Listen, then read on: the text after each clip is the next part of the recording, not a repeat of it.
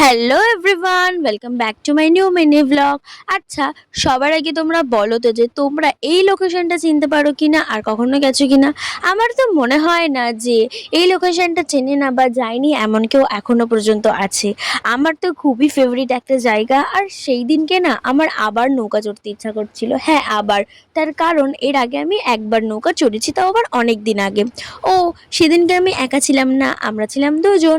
তো যাই হোক, আমার নৌকা চড়ার এক্সপিরিয়েন্স খুব ভালো ছিল। তোমাদের কেমন ছিল অবশ্যই কমেন্ট করে জানিও তো। আর সেদিনকে না অনেকটা দেরি হয়ে গেছিলো ফিরতে, আর আমার রাতে ছিল পড়া।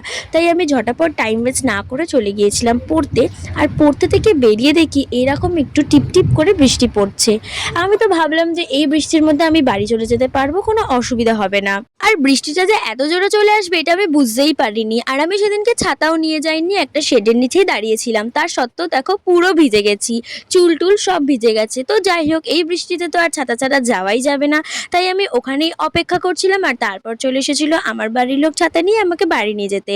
তো যাই হোক, আমার দিনটা তো এভাবেই কাটলো। তোমাদের কেমন কেটেছে অবশ্যই কমেন্ট করে জানিও। দেখা হচ্ছে নেক্সট মিনি ব্লগে। বাই।